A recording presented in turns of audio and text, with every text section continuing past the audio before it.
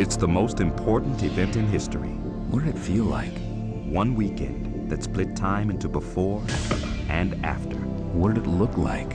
If you believe, it defines your whole existence. What really happened? But how much do you really know about the cross? Any illustrations I saw of the crucifixion were of a fairly placid Jesus looking down in pity from the cross. This was not a pretty picture. Dr. Carl McCurdy has studied Jesus' crucifixion and has filled in many scientific details that the Bible leaves out.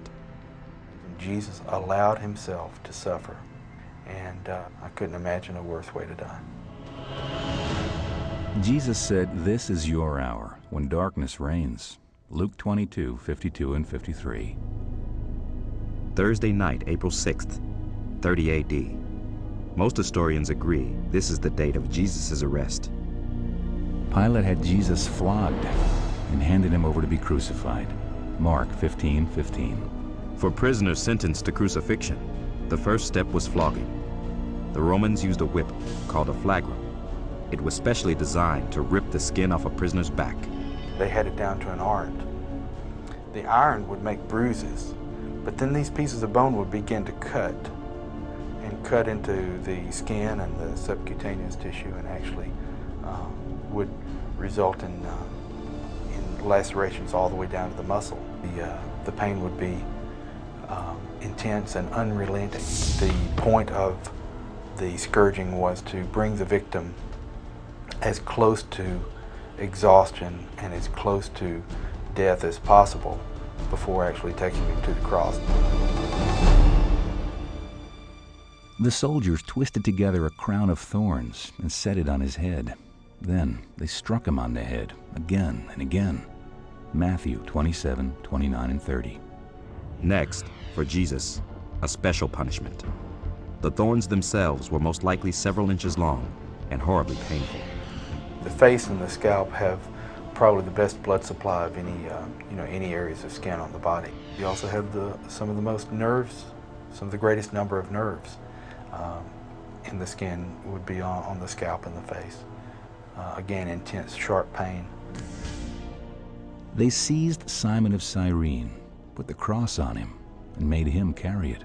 Luke 23:26. It weighed between 80 and 110 pounds, and knowing that Jesus could not carry what the Romans called the patibulum gives clues about the beating he'd already suffered. One thing that we see in trauma is that a young person, a person who's in good condition, may be much closer to death than we think from the blood loss. So even though Jesus at this point was stumbling and could remain upright, he was probably very near the edge of total circulatory collapse. He went out to the place of the skull, and here they crucified him. John 19:17. Crucifixion was a relatively bloodless process. The nails Romans used resembled railroad spikes. There was one pounded through both feet and one hammered through each wrist. A nail or spike through the palm would never hold the weight of a body, but the spike inserted through here would get right in the middle of those wrist bones and would enable the body to be suspended by the strength of those ligaments. The pain would be like hot liquid. It would be a hot shooting pain back up the arm. It would leave the hand in a claw shape and paralyzed.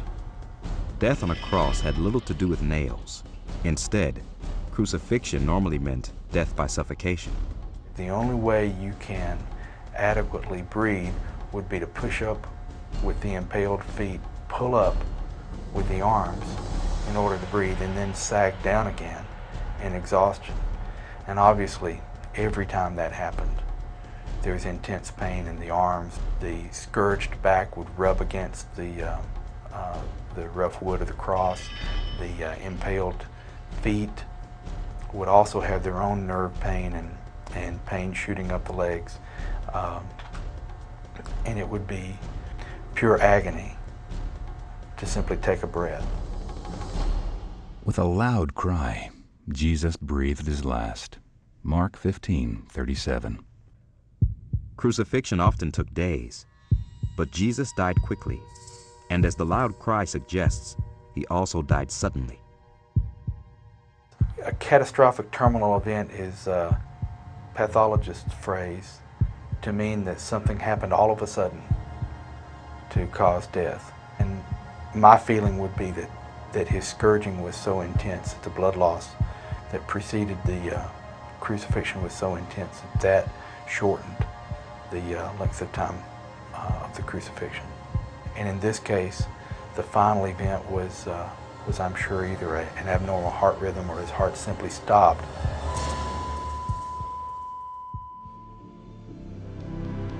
At the place where Jesus was crucified, there was a new tomb, and they laid Jesus there. John 19:41 and 42. On April 7th, 30 AD, the world turned dark. Jesus is dead. Friday is over. But Sunday is coming.